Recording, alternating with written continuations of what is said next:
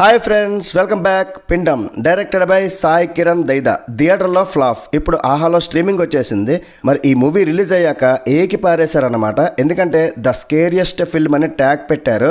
ఆ స్కేరీ ఎక్కడుందని. మరి ఇప్పుడు ఓటీటీలో హర్రర్ థ్రిల్లర్స్కి ఉండే క్రేజ్ వేరు కాబట్టి అసలు నాకు ఎలా అనిపించింది ఇవన్నీ తెలుసుకునే ముందు మన ఛానల్లో యూనిక్ మూవీ రివ్యూస్ అయితే వస్తుంటాయి. నచ్చితే కొంచెం సబ్స్క్రైబ్ చేసుకోండి, మాకు కూడా హ్యాపీగా ఉంటుంది.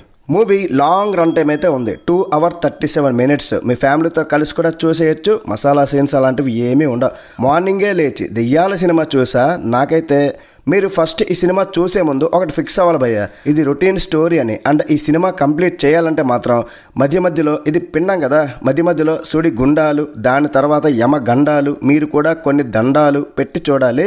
నేను దీనికి ఏదో గట్టి పిండమే అనుకున్నా, కాకపోతే పిండం మెత్తగానే ఉంది. ఇది రొటీన్ హర్రర్ మూవీ, పాత చింతకాయ పచ్చడి అంటారు కదా అది. బట్ ఓటీటీలో హర్రర్ మూవీస్ క్రేజ్ మామూలుగా ఉండదు కాబట్టి మీ ఫ్యామిలీతో ఒక దెయ్యాల సినిమా చూడాలంటే వీకెండ్లో పెద్ద మూవీస్ కూడా లేవు కాబట్టి ఒకసారి అయితే చూసేయచ్చు. ఎటువంటి ఎక్స్పెక్టేషన్స్ పెట్టుకోకుండా చూడాలంతే. అలా అని మరీ అంత చెత్తగా లేదు భయ్య, కొంచెం కేర్ తీసుకుని అయితే తీశారు. అక్కడక్కడ కొంచెం ఇంట్రెస్టింగ్గానే ఉంది. బట్ రొటీన్ స్టోరీ అవ్వడమే ప్రాబ్లం. అంటే ఏమీ లేని దానికి లాగి లాగి లాగి ఎంత లాగుతారు అసలు. రన్ టైం 2 hours తీసుకుని పర్ఫెక్ట్గా ప్రజెంట్ చేసి ఉంటే మంచి అవుట్పుట్ అయితే వచ్చేది.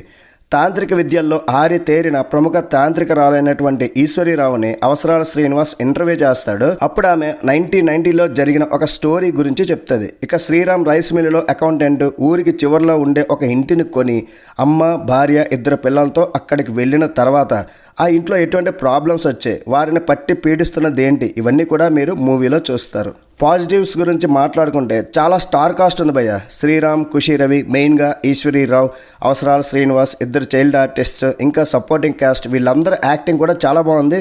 కృష్ణ, సౌరభ్, సూరంపల్లి బీజం అయితే నచ్చింది నాకు. సినిమాటోగ్రఫీ మాత్రం ఎక్సలెంట్గా ఉంది, వేలెత్తి చూపించడానికైతే లేదు. నైట్ టైం ఫోటోగ్రఫీ కానీ ఆ లైటింగ్ అంతా సెట్ అయింది బాగానే. ఇక మూవీలో starting episode, pre climax, flash back episodes అయితే బాగున్నాయి. కొన్ని హర్రర్ సీన్స్ వచ్చినప్పుడు ఆ బ్యాక్గ్రౌండ్ స్కోర్ అయితే ప్లస్ అయింది.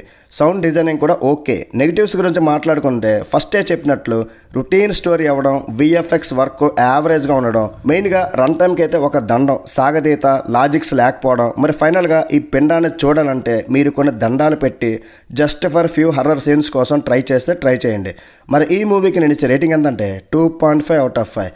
That's it guys. ఇలాంటి మరిన్ని వీడియోస్ కోసం మన ఛానల్ని సబ్స్క్రైబ్ చేసుకోండి. నెక్స్ట్ వీడియోలో మళ్ళీ కలుద్దాం. లైక్ చేయడం, కామెంట్ చేయడం, షేర్ చేయడం అస్సలు మర్చిపోకండి. Bye bye.